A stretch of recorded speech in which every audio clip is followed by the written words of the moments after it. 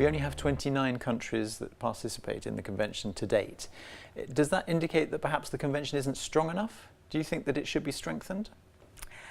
Well, I don't know if the convention is not strong enough. It does not have a support that would be strong enough, because some countries want to go further with the protection, others don't want to go that far.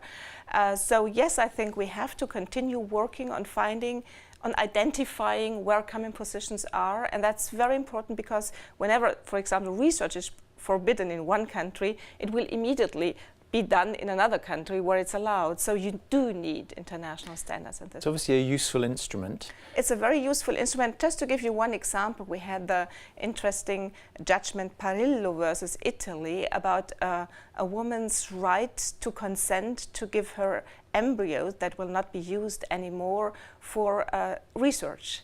And the question was if she has a right to do so, although the Italian legislation prohibited it.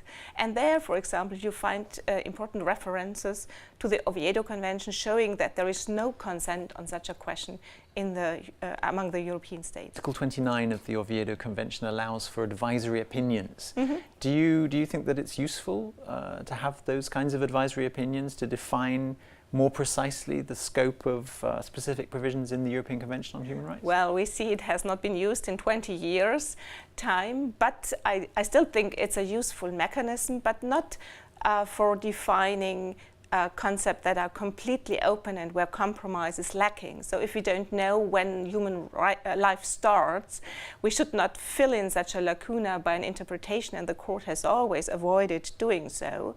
But if you have something like informed consent, and there are questions about what is informed consent, and we use the same ideas and approaches in the convention, I think it may be a useful instrument.